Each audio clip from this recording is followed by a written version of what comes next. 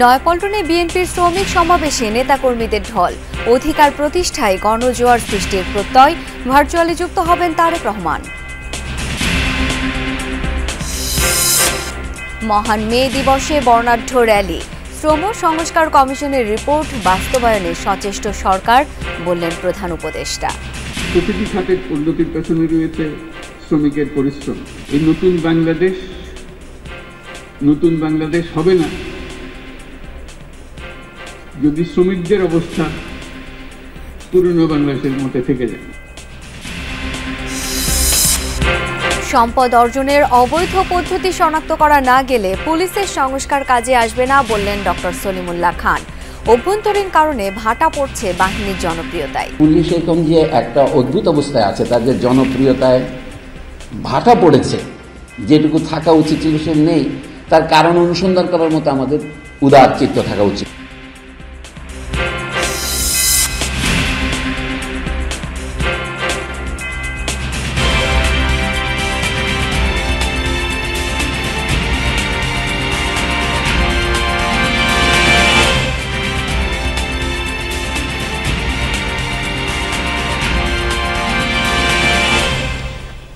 আমন্ত্রণ যমুনা নিউজে, আপনাদের সাথে আছি আমি শাওন দত্ত। এতক্ষণ শিরোনামগুলো দেখছিলেন। প্রতিবারের মতো এবারও মহান মে দিবসে শ্রমিক সমাবেশের আয়োজন করেছে বিএনপি। নয়াপল্টনে কেন্দ্রীয় কার্যালয়ের সামনে চলছে আয়োজন। সমাবেশে ভার্চুয়ালি যুক্ত হয়ে বক্তব্য দেবেন দলের ভারপ্রাপ্ত চেয়ারম্যান তারেক রহমান।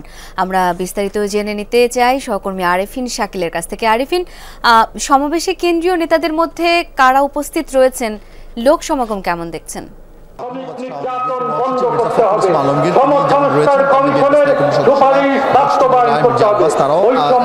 অবস্থান করছেন, তারা খানিক বাদেই হাজির হবেন। আমরা দেখতে পাচ্ছি এর মধ্যে স্থায়ী কমিটির অন্যান্য সদস্যরাও কিন্তু আজকের এই মহান মে দিবস উপলক্ষে যে সমাবেশ শ্রমিক দলের, সেই সমাবেশে যোগ দিয়েছেন। এবং আজকের এই সমাবেশে সকাল থেকেই নেতাকর্মীদের ঢল নামে, বিশেষ করে শ্রমিক দলের নেতাকর্মীরা রাজধানীর বাহির থেকে নেতাকর্মীরা দুপাশের যার পাশে সব পাশ থেকেই সব প্রান্ত থেকে আসলে বিএনপির শ্রমিক দলের নেতাকর্মীরা আজকের এই সমাবেশে তারা যোগ দিয়েছেন। এবং শ্রমিক দলের পাশাপাশি বিএনপির অঙ্গ এবং সহযোগী যে সংগঠনগুলো রয়েছে, বিশেষ করে ছাত্রদল, যুবদল এবং মহানগর বিএনপি, তাদেরও অঙ্গ সব সহযোগী সংগঠন নেতাকর্মীরা আজকের এই সমাবেশে তারা যোগ দিয়েছেন। এবং শ্রমিকদের ন্যায্য দাবি আদায়ে ঐক্যবদ্ধতার কথা বলা হচ্ছে। শ্রমিকদের ন্যূনতম মজুরি 25,000 টাকা যেন করা হয়, সেই দাবি তোলা হয়েছে।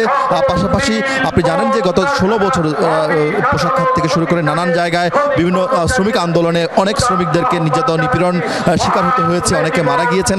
সেই শ্রমিকদের ক্ষতিপূরণ এবং সবচেয়ে বেশি যে ক্ষতিগ্রস্ত 5 তারিখের পর অনেক কলকারখানা বন্ধ হয়ে গিয়েছে, সেখানে অনেক শ্রমিকদেরকে চাকরিচ্যুত করা হয়েছে। সেই যারা চাকরিচ্যুত হয়েছেন যেই শ্রমিকরা, সেই শ্রমিকদেরকে যেন পুনর্বহাল করা হয়, সেই বিষয়ে আসলে দাবি তোলা হচ্ছে। আপনারা এতক্ষণ কথা বলছিলেন শ্রমিক দলের প্রধান সমন্বয়কারী শিমুল বিশ্বাস। তিনি বেশ কয়েকটি দাবি উত্থাপন করেছেন, যে দাবিগুলোর মধ্যে রয়েছে শ্রমিকদের কর্মপরিবেশ যেমন নিশ্চিত করা, তেমনি শ্রমিক বান্ধবজনক নীতি প্রণয়ন করা হয়। এবং সেই সঙ্গে যারা যেসব শ্রমিক এখন বেকার রয়েছেন তাদেরকে যেন রাষ্ট্র কর্তৃক তাদেরকে লোনের ব্যবস্থা করা হয়, এবং যারা চাকরিতে ফিরতে চান তাদের জন্য পুনর্বহাল করা হয়, সেই দাবিগুলো তোলা হচ্ছে।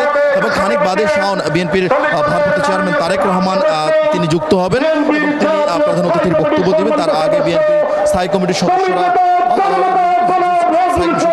ইসলাম খান এখন বক্তব্য রাখবেন এবং বক্তব্য পরে বিএনপি মহাসচিব বক্তব্য দিবেন। এরপরে বিএনপির ভারপ্রাপ্ত চেয়ারম্যান তারেক রহমান বক্তব্য দিয়ে আজকের যে সমাবেশ, সেই সমাবেশের আনুষ্ঠানিক যে কার্যক্রম সেটি সমাপ্ত হবে। তবে যে কয়েকটি দাবি তোলা হয়েছে, সেই দাবিগুলোর বিষয়ে নিশ্চয়ই বিএনপির ভারপ্রাপ্ত চেয়ারম্যান কথা বলবেন। আরিফিন, অনেক ধন্যবাদ আপনাকে। জামায়াত ক্ষমতায় গেলে নারীরা তাদের যোগ্যতা ও যথাযথ সম্মান নিয়ে কর্মক্ষেত্রে কাজ করবে। অতীতের যে কোনো সময়ের চেয়ে কর্মক্ষেত্রে মেয়েরা বেশি নিরাপদ থাকবে বলে আশ্বাস দিয়েছেন জামায়াতে ইসলামের আমির ডাক্তার শফিকুর রহমান। তিনি বলেন, শ্রমিকরা বিভিন্নভাবে নির্যাতিত ও অধিকার বঞ্চিত, তাদের শ্রমের যথাযথ মূল্যায়ন করা হয় না। একই সাথে শ্রমিকরা চাঁদাবাজদের জুলুমের শিকার বলেও মন্তব্য করেন তিনি। মালিক ও শ্রমিককে একে অপরের পরিপূরক হয়ে কাজ করার আহ্বান জানান জামায়াত আমির। আন্তর্জাতিক শ্রমিক দিবস উপলক্ষে সমাবেশের আয়োজন করে জামাতে ইসলামীর অঙ্গ সংগঠন বাংলাদেশ শ্রমিক কল্যাণ ফেডারেশন। সকাল থেকে মিছিল নিয়ে সমাবেশে অংশ নেন শ্রমিক নেতা ও কর্মীরা। শ্রমিকরা অভিযোগ করেন বছরে একদিন শ্রমিকদের গল্প শোনানো হয়, বাকি দিনগুলো শ্রমিক অধিকার নিশ্চিতে কোনো কাজ করা হয় না। নতুন বাংলাদেশে শ্রমিক অধিকার নিশ্চিত হবে বলে প্রত্যাশা করেন তারা।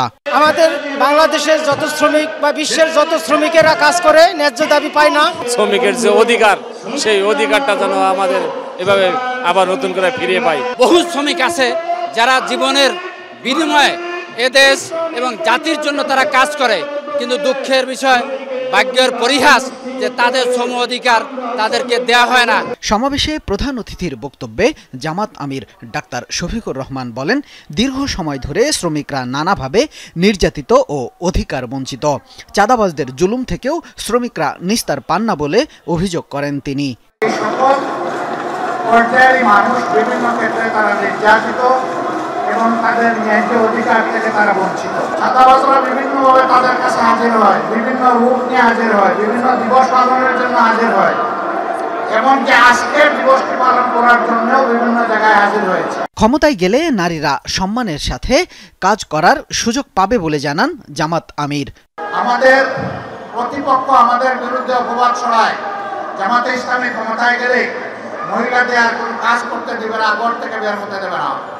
আমরা আমাদের এই বোনদেরকে নিশ্চয়তা দিচ্ছি, তারা তাদের যোগ্যতা এবং পছন্দ অনুযায়ী কর্মক্ষেত্রে কাজ করবেন। ডাক্তার শফিকুর রহমান বলেন, অনেক জায়গায় শ্রমিকদের এত কম বেতন দেয়া হয় যে তাদের অমানবিক জীবনযাপন করতে হয়। অমানবিক বেতন কাঠামোর ইতি টানতে উদ্যোগ নেয়ার কথা জানান জামাত আমির। 5 আগস্ট পরবর্তী সময়ে রাজধানীতে জামাতের দ্বিতীয় বৃহত্তম সমাবেশ। 1 মে আন্তর্জাতিক শ্রমিক দিবসের সমাবেশ থেকে রাজনৈতিক শক্তিমত্তার পরিচয় দেওয়া সহ গণতন্ত্র ও শ্রমিকদের অধিকার ইস্যুতে সকলকে সোচ্চার থাকার আহ্বান জানান জামাত নেতৃবৃন্দ। শামীম রেজা, যমুনা নিউজ, ঢাকা। শ্রম সংস্কার কমিশনের রিপোর্ট বাস্তবায়ন করা গেলে নতুন বাংলাদেশের ভিত্তি গড়া যাবে, এই মন্তব্য করে প্রধান উপদেষ্টা ডক্টর মোহাম্মদ ইউনূস বলেছেন, শ্রমিকের অবস্থা আগের মতোই থেকে গেলে নতুন বাংলাদেশ নির্মাণ সম্ভব হবে না। বাংলাদেশ চীন মৈত্রী সম্মেলন কেন্দ্রে মে দিবসের অনুষ্ঠানে শ্রম আইন সংশোধন সহ শ্রমিকের অধিকার নিশ্চিতে নেয়া নানা পদক্ষেপের কথা তুলে ধরেন তিনি। মালিক শ্রমিক এক হয়ে স্বনির্ভর জাতি গড়ার আহ্বান জানান প্রধান উপদেষ্টা। রাজধানীর চীন মৈত্রী সম্মেলন কেন্দ্রে মহান মে দিবসের অনুষ্ঠানে যোগ দেন অন্তর্বর্তী সরকার প্রধান ডক্টর মোহাম্মদ ইউনূস।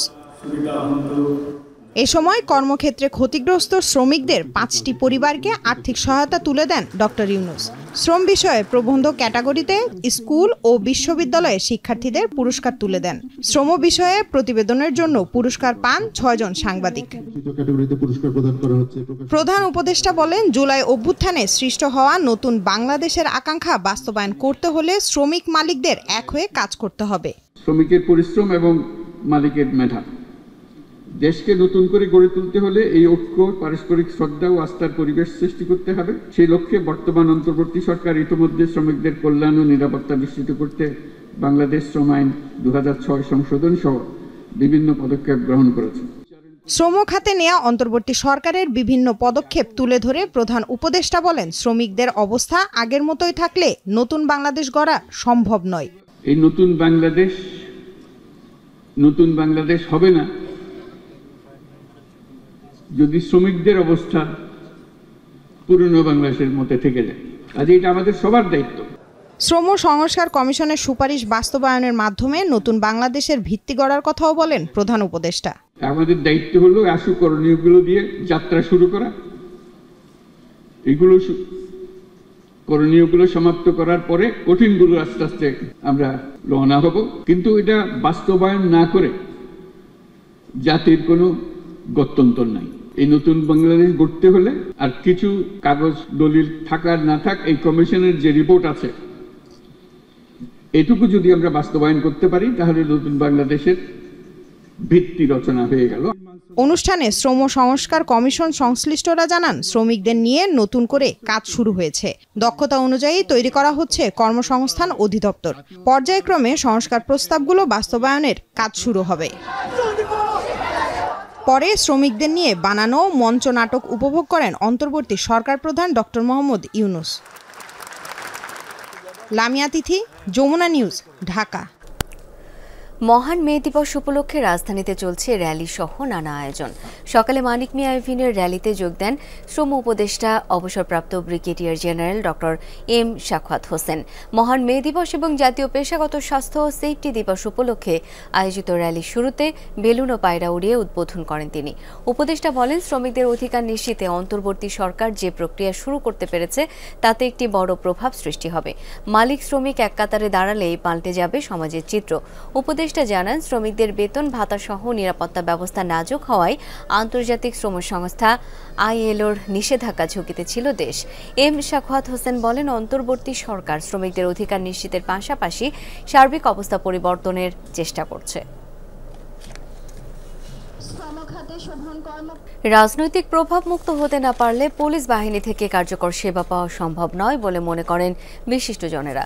সকালে পুলিশ সপ্তাহ উপলক্ষে রাজারবাগ পুলিশ মিলনায়তনে মতবিনিময় সভায় তারা বলেন, গেল 15 বছর পুলিশকে দলীয় বাহিনীতে পরিণত করা হয়েছিল। এই অবস্থা থেকে বেরিয়ে আসতে সময় দিতে হবে। আগামী দিনে দায়িত্ব পালনে জুলাই আগস্টের গণ অভ্যুত্থানের পরিণতি পুলিশ বাহিনীকে মাথায় রাখার আহ্বান জানান বিশিষ্টজনরা। পুলিশ সপ্তাহে নাগরিকদের সঙ্গে পুলিশের মতবিনিময় প্রতিপাদ্য ছিল নাগরিক ভাবনায় জনতার পুলিশ, নিরাপত্তা ও আস্থার বন্ধন। অংশ নেন শিক্ষক, ব্যবসায়ী, গবেষক, সাবেক পুলিশ প্রধান সহ সমাজের বিভিন্ন স্তরের নাগরিক প্রতিনিধিরা। বলেন, পুলিশ একদিনে এমন নেতিবাচক অবস্থানে যায়নি, বরং শাসকরা দিনে দিনে এমন পরিস্থিতির দিকে ঠেলে দিয়েছে। জুলাই অভ্যুত্থানের পর রাজনৈতিক পরিবর্তনের চেয়ে বেশি প্রয়োজন প্রাতিষ্ঠানিক পরিবর্তন। যে রাজনৈতিক প্রভাবমুক্ত বাংলাদেশ পুলিশের অপরিহার্যতা, অর্থাৎ বাংলাদেশ পুলিশকে আমরা যারা নিপীড়ক একটা পুলিশ, একটা অবয়ব কাঠামো আমরা যেভাবে উঠাই মানুষের মধ্যে, মননে, মস্তিষ্কে, সেটার পিছনে কারণ টাকা। পুলিশকে কি আমরা প্রফেশনাল হতে দিচ্ছি কিনা, কিংবা না দিলে কে দিচ্ছে না? একটা সংস্কৃতির পরিবর্তন দরকার, এবং এই সংস্কৃতির পরিবর্তনটা আমি মনে করি একটা গণতান্ত্রিক ব্যবস্থার মধ্য দিয়েই হতে পারে। গণতান্ত্রিক ব্যবস্থা যদি ঠিকঠাকভাবে কাজ করে তখন পুলিশ বাহিনী ঠিকঠাক কাজ করতে পারবে। এবং আমি খেয়াল করলাম এখানে সবচেয়ে বেশি হাততালি এসছে পুলিশকে যখন রাজনৈতিকভাবে ব্যবহার না করার কথা হয়েছে। আমি চাই সেই বাংলাদেশের সেই পুলিশ যেখানে নারী এবং শিশুর আস্থার প্রথম জায়গা হবে পুলিশ ফোর্স। পাহাড় থেকে সমতলের মানুষের যে কোনো অন্যায়ের প্রতিবাদে মূল লক্ষ্য হবে জাস্টিসের জন্য পুলিশ ফোর্স।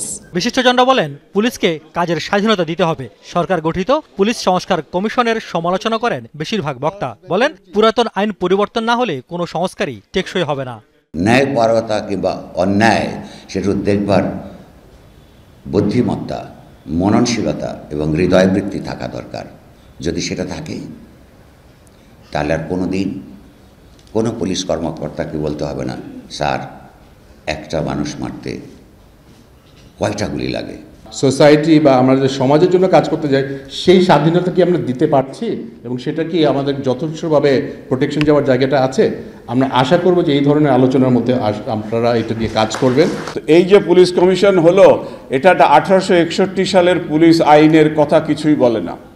গণ্ডগোল কিন্তু ওইখানে আছে। ওইখানে বলা আছে, the superintendents of police vests in the government without defining সুপারিনটেন্ডেন্টসটা কোথায় শুরু হবে, কোথায় শেষ হবে, বা জেনারেল একটা আউটলাইন নাই। মানে যা খুশি আপনি তাই করতে পারেন। অনুষ্ঠানের মুখ্য আলোচক ডক্টর সলিমুল্লাহ খান বলেন, পুলিশের সঙ্গে জনগণের দূরত্ব তৈরির মূলে রয়েছে রাষ্ট্র। এই সমাজে জনগণ থেকে দুই ভাগে ভাগ করলেন আপনি। যারা জনগণের মধ্যে কর্তৃত্ব করে অভিজাততন্ত্র, আশরাফ, তারাই হয়েছে সিভিল সোসাইটি, আর বাকি জনগণ আপনি পিপল বলেছেন। আমি ওই জন্য বললাম, পুলিশের বিকল্প সিভিল সোসাইটি নয়, পুলিশের বিকল্প তো গোটা জাতি, দ্য পিপল। কিন্তু হু ইজ দ্য পিপল, এই প্রশ্ন আমাদের জিজ্ঞেস করা উচিত। ভবিষ্যতে সত্যিকার জনবান্ধব পুলিশ বাহিনী গঠনে সবার সহযোগিতা চান পুলিশ কর্মকর্তারা। আমি আজ বুঝেছি শক্তি নয়, নৈতিকতা বড় অস্ত্র। রিয়াজ রায়হান, যমুনা নিউজ, ঢাকা। হজযাত্রায় এখনও ভিসা হয়নি 16,261 জনের। সৌদি আরবের ওয়েবসাইট নুসুকের আপডেট কার্যক্রম চলার কারণে এই জটিলতা তৈরি হয়েছে বলে দাবি হজ অফিসের। পরিচালক অবশ্য আশ্বস্ত করেছেন, নিবন্ধনকৃত সবাই হজে যেতে পারবেন, তবে যাদের যাত্রা বিলম্বিত হয়েছে তারা নেই স্বস্তিতে। এদিকে যারা সৌদি যাত্রা করেছেন সার্বিক ব্যবস্থাপনায় সন্তোষ জানিয়েছেন তারা। মহান আল্লাহর ঘরের মেহমান হয়ে 30 এপ্রিল সস্ত্রীক সৌদি আরব যাওয়ার কথা রংপুরের শফিকুজ্জামানের, কিন্তু স্ত্রীর ভিসা না হয় এখনও যাওয়া হয়নি তাদের। অন্যদিকে 29 এপ্রিলই মক্কার উদ্দেশ্যে ঢাকা ছাড়ার কথা ছিল টাঙ্গাইলের আব্দুস সালাম ও তার স্ত্রীর, কিন্তু সহধর্মিনী মক্কায় পৌঁছে গেলেও ভিসা জটিলতায় তিনি এখনও আশকোনা হজ ক্যাম্পে অপেক্ষমান। ভিসাটা তো আরও 1 মাস আগে অথবা 15 দিন আগে 10 দিন আগে হওয়া উচিত ছিল। এটা আমার ফ্লাইট একটু আগে 1 ঘন্টা পরে ফ্লাইট অথবা 10 ঘন্টা পরে ফ্লাইট অথবা আধা ঘন্টা পরে ফ্লাইট, ওই সময় আমি ভিসার জন্য ওর নাম কি দ্বারস্থ হব কেন? আমি 1 সপ্তাহ ধরে ভোগান্তিভুক্ত হচ্ছি, আমার ভিসা নাই, টিকিট নাই। হ্যাঁ, তাদের সবকে হয়েছে, তারা চলে গেছে, আমার ওয়াইফ পর্যন্ত চলে গেছে। হজযাত্রার প্রথম 3 দিনে সৌদি যাওয়া আটকে গেছে 23 জনের, আর এখনও ভিসা হয়নি 16,261 জন মুসল্লির। তবে যাদের ভিসা হয়ে মক্কা মদিনার পথে রওনা করেছেন তাদের অভিজ্ঞতা আনন্দময় আর ভোগান্তিহীন। সার্বিক ব্যবস্থাপনা অত্যন্ত সুশৃঙ্খল। হাজি ক্যাম্পের যে ব্যবস্থাপনা, থাকার সব এসি, টয়লেট থেকে শুরু করে যাবতীয় খুব ভালো লেগেছে। যা যা সুবিধা দরকার সবগুলো সুবিধা ফুলফিল, উই আর স্যাটিসফাইড। হজ অফিস বলছে সংকট কাটাতে চিঠি দেওয়া হয়েছে সৌদি কর্তৃপক্ষকে, দ্রুত সময়ের মধ্যেই ভিসা পাবেন শতভাগ হজযাত্রী। আমরা আশা করছি যে এই অনুরোধ এবং সৌদি আরবের যে আসলে যে নীতি, সেই নীতির কারণে তারা হজ সংক্রান্ত বিষয় ইনশাল্লাহ সবাইকে প্রদান করবে। Saudi visa online platform Nusuk সচল থাকলেও 24 ঘন্টায় অন্যান্য দিনের তুলনায় অনেক কম ভিসা পেয়েছে বাংলাদেশিরা। হাব বলছে বিষয়টি নিয়ে আলোচনা হয়েছে দুই দেশের কর্তৃপক্ষের। এবার সৌদি সরকার একটা নির্দেশনার কারণে আমরা 1000+ হজযাত্রী নিয়ে আমাদের লিড করতে হয়েছে। এখানে আমাদের কোনো নীতিমালা ছিল না, কোনো রকম গাইডলাইন ছিল না, খুব কম সময়ের মধ্যে আমাদের এই কাজটি করতে হয়েছে। আমরা আশা করি আমরা সব মিলে এই সমস্যা আসলেও সেগুলো সমাধান করতে পারবো। বৃহস্পতিবার সকাল 10টা পর্যন্ত ছেড়ে যাওয়া ফ্লাইটগুলোতে সৌদি আরব গেছেন 11,060 জন মুসল্লি। রাত পর্যন্ত এ সংখ্যা ছাড়িয়ে যাবে 15,000। হাসিবুল করিম বিজয়, যমুনা নিউজ, ঢাকা। চট্টগ্রামের আনোয়ারায় কোরিয়ান রপ্তানি প্রক্রিয়াজাতকরণ অঞ্চল KPZ পাহাড় ধসে 2 শিশু নিহত হয়েছে। সকালে বৈরাগ এলাকার ওই পাহাড়ের পাদদেশে শিশুরা ফুটবল খেলতে গেলে 4 শিশুর উপর পাহাড় ধসে পড়ে। ঘটনাস্থলে মৃত্যু হয় 2 জনের, আহত হয় আরও 2 জন। স্থানীয়রা জানান KPZ এলাকায় দীর্ঘদিন ধরে পাহাড় কাটার ফলে আগে থেকেই ঝুঁকিপূর্ণ অবস্থায় ছিল। বুধবার রাতের বৃষ্টিতে পাহাড়ের মাটি আরও নরম হয়ে যায়, যার ফলে ঘটে এই পাহাড় ধস।